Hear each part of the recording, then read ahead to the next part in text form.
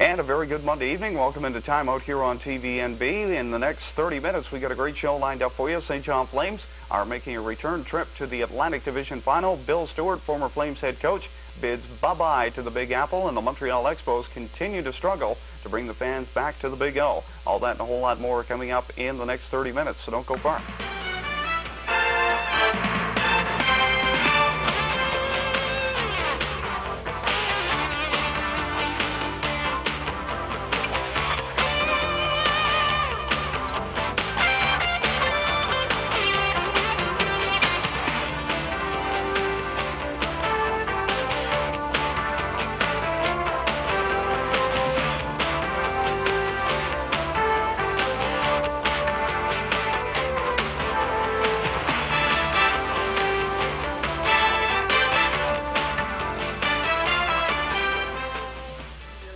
And welcome into Time Out here on TVNB, another Monday evening. Great to have you tuned in. Sit back and relax. In the next 30 minutes, we'll be talking some hockey, some baseball, and of course, the former Flames head coach bids bye-bye to his coaching duties in the NHL. First off, of course, we have to talk about the St. John Flames making a return trip to the Atlantic Division Final this year after finishing fourth. Not too many people gave them that much of a chance in the first round going up against the first place Lowell Lock Monsters, but the brooms were out and in full effect Wednesday night at Harbor Station as the Flames had a chance to sweep their first round series. Here's some of the highlights from that game with the call. Here's Aaron Kennedy.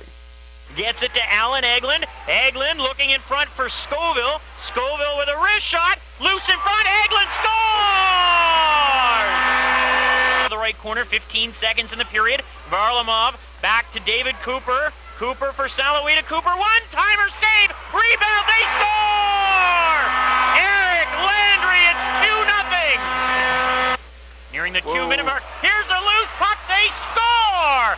Giguère misplayed it in the corner, and it squirted in front to Buddy Wallace, who has a wide open net. An unassisted garbage goal for Lowell. 2-on-1. Saloui and Brigley. Saloui moving in. Brigley scores! 20 seconds in the two-man. Now Crowley plays it down low. Sharon back to Giroux. Shot. Giguère the save. Rebound. Orsog scores with their 7th power play of the evening. Moving in is Looning. Shot. Save. Giguère. Rebound. They score. Orsog with his 2nd of the game, and this thing is tied at 3. And to score. Here's the loose puck. Baudouin. Short-handed breakaway. Baudouin scores. Nick Baudouin beats Giguère on the short-handed breakaway. Lowell has scored 3 unanswered goals, and they lead it for the first time in the game, 4-3. But Cooper from the right point for Saloui, moving in, shot, scores! Shot, block, Belak with a blast, save, Cousineau, rebound, they score! Steve Bejean, Flames lead 5-4. Boards in front, Kelly is hooked, he gets free. Kelly's shot, rebound, Clark, scores!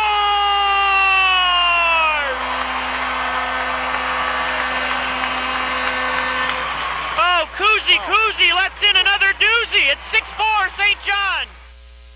And there it is, folks. St. John Flames sweep the Lowell Lock Monsters in 3 straight in front of just shy of 4,000 fans at Harbor Station Wednesday night.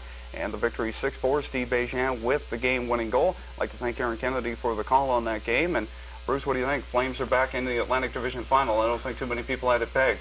Well, I don't agree with that. I think a lot of people figured they beat Lowell. Lowell was only the 4th best team in the division in the second half of the year. They got off to a great start, and they hung on for that first place finish. And the Flames wanted to play them, really. Everyone knows that. Oh, no question. And of course, Lowell coming out, first period, Flames jumped all over them. Good physical game. Second period, got into some penalty trouble that cost them, tied the game up at 4. Everybody thought, here we go, you know, we're going to get into overtime. The Flames getting too comfortable at home, but Rick Vaive rallied the troops in the second intermission, got the boys out there in the 3rd period. Steve Bejean comes in, scores a quick goal, gets the lead back, and the Flames cruise into the victory. So I think there's 3 keys to this game. One was the play of Bejean actually in the whole series. Him and Chris Clark and Jeff Cowan were great. I don't know what he needs to do to get a star, to be honest about it. I mean, I love Nat Kelly, but Bejean played a better game than Kelly did on Wednesday night. Secondly, play of Giguère and net, he's been great. Of course, we all knew that was a key. And the 3rd key is they have David Cooper as their 5th defenseman. You have Belak and Sorokin playing as a team, and Scoville and Sharon Wednesday night, with Cooper coming out for power play time basically, and as a fifth defenseman. I think that's a good role for him, to be honest. No doubt about it. The Flames have solidified their lineup, and they've got one of the best defensive cores, I think, in the league right now. And, of course, to say that Flames head coach Rick Vaive was ecstatic after the game is a mild understatement. Very happy that they're moving on to the Atlantic Division Final after struggling through most of the regular season. We caught up with Flames head coach Rick Vaive, and here's what he had to say. And we also chatted with first star of Wednesday night's game, Martin St. Louis. Just winning the series feels good.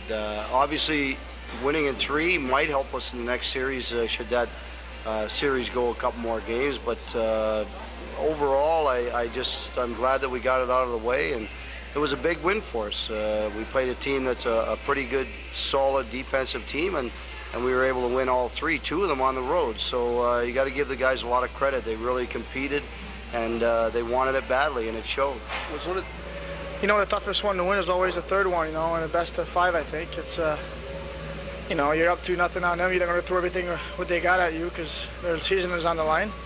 And, you know, we got up to a good start, and then we got caught in some penalty situation, and we had to kill some, and they capitalized on their power play. They were up by 1 goal, and, you know, we didn't quit. We got the power play. We got that goal back before the end of the second. I think that was a key factor in tonight's game. And then, you know, we tried to play 5-on-5 in the third, trying to stay disciplined, and we did so, and you know, we got the outcome that we wanted to. And of course, during Wednesday night's game, during one of the first intermission actually, we had a chance to catch up with former Flames head coach Bill Stewart. Of course, Bill guided the Flames to the Calder Cup final last year. Bill was the head coach of the New York Islanders, and we say was because it was a short-lived stint. Friday afternoon, Bill Stewart was relieved of his duties in the Big Apple. And, of course, when we had the interview with Bill on Wednesday night, none of this was news to us. So we sat down and had a chance to talk with Bill Stewart, and here's what he had to say. Coming right up, I'd like to welcome into the makeshift studios here tonight, Bill Stewart, former Flames head coach and now the head coach of the New York Islanders. Thanks for dropping by, Bill. Thank you very much. Pleasure to be here. I guess we'll start with how's it feel back to be in the friendly confines of Harbor Station? Well, it was a great facility, certainly to apprentice in, and the fans were great, town was great. It was just a positive experience. Now you're here, of course, Lowell being the affiliate of the New York Islanders. Taking a look at things, how do you see the first period so far? Well, obviously we didn't deliver any adversity as far as I was concerned on our behalf, but give credit to the Flames. They played very well. I think they're very well prepared. Of course, last year you 1 game shy away from winning the hardware, bringing it back home here to St. John. Tell us a little bit about that Game 6 and your feelings after the game. Well, it was a situation where I think everybody went to the wall for one another.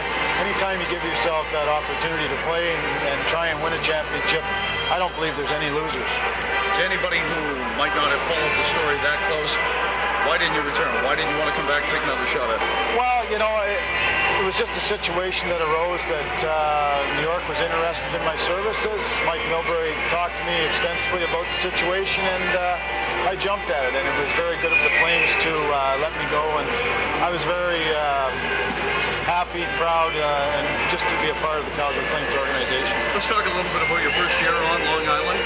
Give us a kind of a review of how you felt the season went. Well, I started out as an assistant coach, and it was an experience. Rather than making decisions, you're making suggestions. But you know, as the season went on, and then they did make the coaching change, I felt very acclimated to the situation. So, of course, kind of a rebuilding year is going right now in New York. How do you feel, or where do you feel, 1 more player, 2 more players before you can make that leap back into the playoff picture? Well, I think it's a situation where we obviously need a #1 center. We lost Robert Reichel. We need an experienced defenseman. We have a good young core of defensemen, and possibly, you know, a guy that can put in 20 to 25 goals, little extra leadership in that regard. I think the future looks pretty bright for the New York Islanders. It's a situation where we've got to give these people with potential a time to grow. Now, Zygmunt Cloupy, of course, was a late sign. He was late getting to camp this year, late getting a start with the team, period. How bad did that hurt the chemistry? Well, he's been around the organization for 4 years.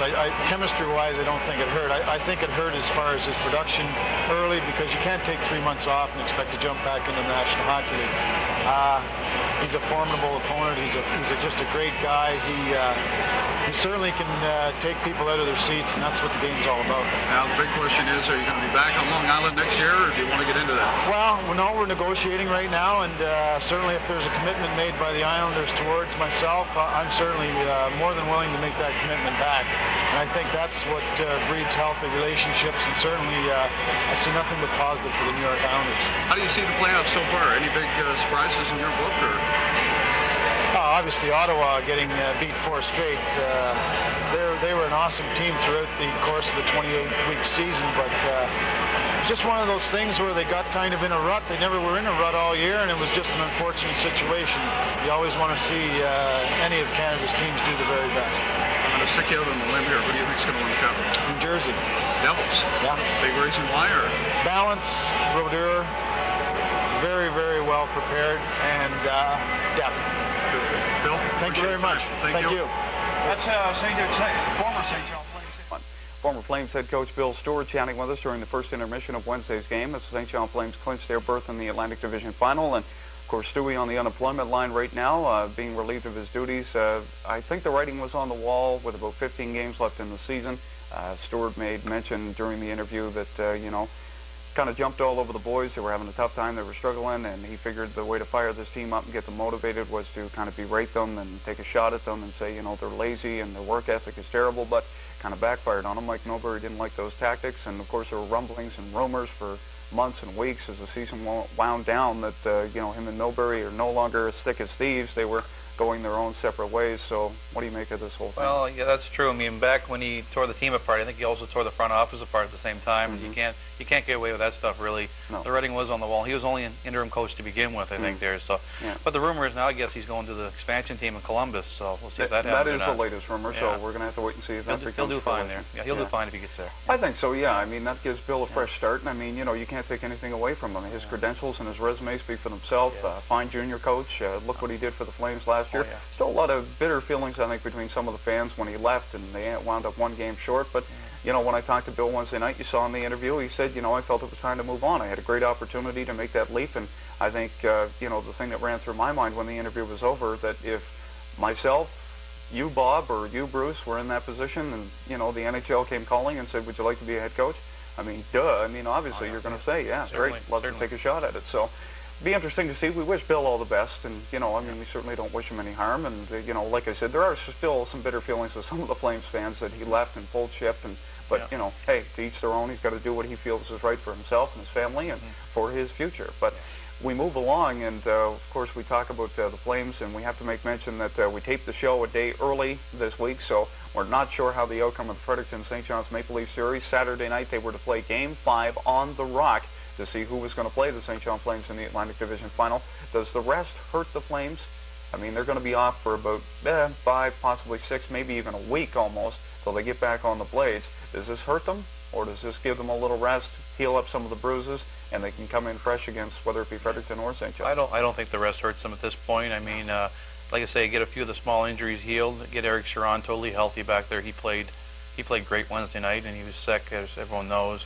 No, I don't think it will hurt them at all. I mean, in this situation, it helps them. Plus, you have Fredericton and St. John's. Whoever comes out of that series will be banged up big time, both of them. So they'll be hurting. That turned into a real grinder of a series. Of course, you saw 2 of the games from Fredericton, games 3 and games 4 from Fredericton right here on TVNB. We hope you enjoyed that coverage. We're going to try to bring you as much AHL coverage as we possibly can.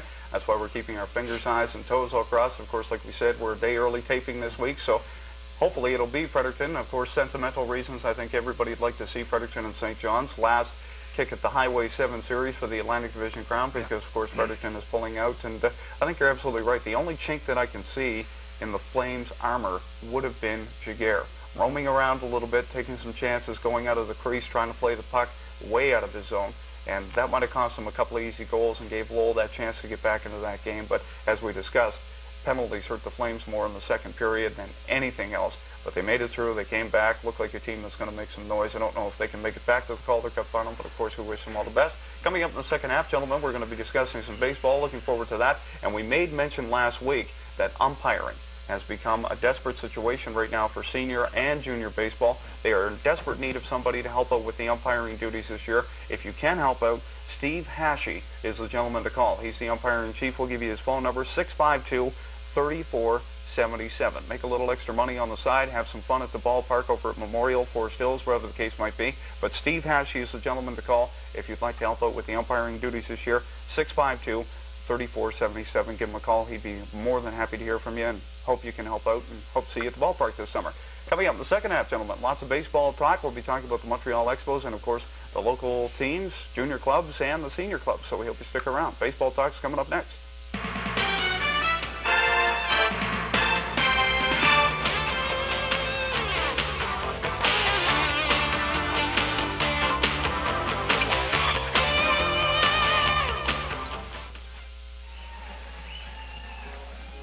It's not Carnegie Hall or the Apollo, but then again, who would want it to be? One large entertainment serving of music, comedy, and down-home laughter. Friday nights at 11 on Channel 10 TVNB. This is TVNB, the New Brunswick channel. And welcome back into the second half of Time Out. Nice to have you tuned in on this Monday evening, joined by Bobby Allen and Bruce McDonald. Boys, let's get into some baseball talk. Montreal Expos in the midst of a bad losing streak, and off to not a bad start when the season opened up. But I think the thing we should focus on about the Expos is the fans at the Big O. They are horrendous, to say the least. I think 4,500 for their last home game. What's going on? Yeah, they had a crowd under 5,000 there, and they had another 3 in the 5,200 range. That's just an embarrassment to Major League Baseball, especially to Montreal, obviously. I mean, the team's not a bad team. They're not winning at home, and the fan support, I believe, has something to do with that. Yeah. And there's nothing to play for there. No emotion when you go in the field or anything. And they've got a good young ball team there, really, and it's sad to see, and I'm afraid they're moving. Well, I think the fans have set the precedent. I mean, before the season even got started, they did a survey of the people that live in the province of Quebec, and would you come to the game if they're still playing at the Big O when the season gets underway? And I think the numbers were like 92% said, no way, not going to happen. That's, of course, when the piece of tarp fell down, when the car show was there, almost killed a couple of people, and they said, forget it, we're not going back, and they're certainly proving it. Opening game at home, I think they had close to 35,000, somewhere around there. Now all of a sudden it's like, 4,500, 5,000. I mean, they look like a minor league ball club. I think Ottawa, their AAA affiliate, is drawing more fans than they are right now. For sure. So, I mean, it looks a little desperate, Bob. I mean, is there any turnaround for this, or? I don't know what they're going to have to do there. Walking into a ballpark, 5,000, 6,000 people, like, I don't know what it's going to take, but it's unfortunate. Like, they're going to lose a team after this season. I just don't know what they're going to do. And like Bruce said, they got a good young ball team. Just don't know what they're going to do to get the fans into the ballpark. Well, we go back to that old argument. I mean, when Lucien Bouchard and the provincial government said, okay, we're going to kick some money in here. We're going to try to keep this ball club and get that new downtown outdoor stadium built. And everybody said, great, let's go for it. Now all of a sudden it's like the talk is back again. Expos are on the move. They're going to move them to Washington. That seems to be the rumor mill as to where they're going to end up. Washington, of course, would love to have a professional baseball team there. I'm sure that Major League Baseball would love to have a professional team in Washington as well. But, I think it's time that the Expos fans, not just in Montreal, but all around Canada, there's quite a few of them, you're one sitting right across from me, stood up and said, if we're going to get this outdoor stadium built, enough's enough. Let's get it going. If you've said that the money's there, you're going to expand it over the next 4 or 5 seasons to try to get this ballpark built, then do it. I mean, forget about talking about it. You've had enough meetings about it. Rip your ties off, get out of the boardroom, and get out into the fans and get back to them and show them that you mean it. And I mean, that might draw a few more people back. If they put a sign up, I'm almost positive tomorrow in downtown Montreal that said future site of the future home of the Montreal Expos, where this downtown stadium is going to be built, I'm almost positive that you'd get more people back to the Big O. Yeah, but this year it's kind of shocking to me, too, because there's no excuses. Like I said, they're a good young ball team. The Habs didn't make the playoffs, and there's no excuse there. That was always the excuse in April and May. Montreal's still playing. Exactly, right. That's not there this year. And if they're still putting 10 to 15 in there, you might say, yeah, build a new stadium and get it up to 30, but 5,000 people? Well, see, because Major League Baseball is looking at this situation. Bud Selig, of course, the full-time commissioner now, he's looking and going, how can we honestly make a full-time commitment? And Major League Baseball was going to kick in some cash to get that stadium built. How do we make a commitment to a team that can't draw more than their AAA farm club? How can we do it? You can't. So, I mean, it's it's a double-edged sword. They want it. You get the crowds. They're going to get it. If they don't, they're probably going to lose it and move to Washington. In my opinion, that's a very sad statement for Montreal Expos fans right across this country. But let's move down, or up the highway, I guess we should say, to their cousins in Toronto. Got off to a raging hot start. The boys reeled off 8 wins in a row, went into the Bronx, lost 3 in a row, had some trouble on that West Coast road trip, which they always seem to do. Now they're just, hovering over it, and it looks like your prediction's right so far, Bruce, that instead of the American League East title, they're going to have to shoot for that wild card spot.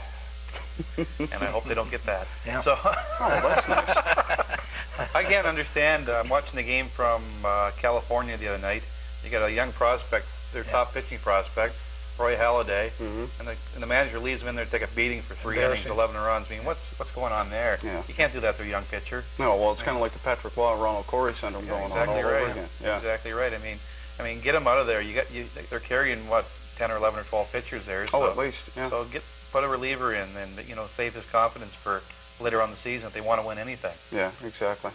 Can this pitching staff hold up, Bob? Is it for real, or is this just kind of, okay, it's early in the season, they're throwing some good pitches, but it'll fade out? Well, I'm not a Blue Jays fan from number one, and I don't think they have the pitching staff there. Like Bruce said with Halladay the other night, leave him in for 3 innings. Why not go to your bullpen? You're down 8 or 10 nothing already. Go to your bullpen and bring somebody in. Why wait to the third? The only thing there is you're not embarrassing the ball club. You're embarrassing the kid on the mound. Exactly. I watched the game. I watched it till the 6th, and Fregosi would just, you don't leave a kid in for 10 or 11 runs and yank him out and go to the bullpen. I don't think they have the pitching to do it. Yeah, they got whacked 17-1, but the American League, that wild card spot is wide open. The Yankees are starting to come together. It looks like Joe Torre's going to be back. Donnie Zimmer's going to sit down in the back of the bench, and now looks like Torre's ready to come back from that surgery that he had. So, that's good news for the Yankees, but they're playing extremely well without him at the helm right now. He was up when the Blue Jays played New York in the Bronx last weekend. He was sitting up in the box with Steinbrenner. He was smiling, talked to the media, said he feels good. Surgery went well. The therapy's going well, so it looks like he's ready to come back and take over. But I would almost think that the Yankees are poised to once again lead the pack in the American League East. That's almost a given. But their pitching staff had a little chink in the armor. Roger Clemens been placed on the 15-day DL, pulled a hamstring. I don't know, the Rocket Man hasn't really impressed me all that much in the 2 starts that he's had so far this year. Yeah, not bad. He's pitching like Roger Clemens normally does, but he just doesn't seem to have that giddy-up go the way that he used to the past couple of years with Toronto, and they were a losing ball club. Well, we'll see what happens come September. He'll be there. And also, that pitching staff's so deep, they won't miss him for 2 weeks to begin with. Like I say, I see the Yankees pulling away from the pack, winning about 100 games this year again. There's no one else in the East that I can see that will win more than about 85 to 90. So, and the Blue Jays, they can battle for a wild card. With Baltimore off to such a bad start, that's a surprise to everybody. Brutal. They're 5-6-16 now. Yeah. Just horrible, and they're getting waxed every night. Really, Kansas City comes in and just hammers them. What's going on there, right? So, like I say, there's no one in the Central that I can see that will battle for a wild card. Cleveland will pull away and win that by a mile. And it comes down to the teams in the West, I guess. Whoever doesn't win that, if Seattle wins it, we'll say. Anaheim playing well. Anaheim, you have Texas. Those 3 also will battle for the wild card. I think we can throw the Red Sox in there as well. So. Yeah, you can never count out the Red Sox. They're kind of teetering at that 500 mark right now, trying to get that pitching staff into place, but I'm sure Jimmy Williams, he's got the experience, he'll pull that together. And it's so early. We're just flipping into May right now. 30 games into the season. Everybody, you can't push the panic button yet because, 162 game schedule. There's so much that can happen. Let's jump the fence over to Baltimore just for a minute. Ray Miller, of course, we talked about Baltimore after that horrendous start. All the money they went out and spent in the offseason. Albert Bell, probably the only standout in the lineup, having a great year. Cal Ripken Jr., haven't heard an update on his condition. They flew him to Houston to go see a specialist, but his condition is still, 50-50 at this point. We don't know. Like I said a couple of weeks ago, I think this is it for Cal. He's going to retire after this year. But Ray Miller, following a game, they got hammered, I think, in Oakland, 12-2 or something ridiculous like that. He's talking to the media, hauls off, hits one of the boxes in the locker room or something, breaks his hand. Now, is he a goof for doing that, or is he just showing his emotion and trying to get his team fired up? I think he's just showing some emotion, trying to get the guys in the clubhouse pumped up. With a team like that, they're like you said, they're horrible to watch. And when they're on, I think he's just doing it to get the club pumped up a bit. It's the same as hockey. Yeah. When a coach is doing an interview and he says something negative towards the players just to get them fired up. Sure.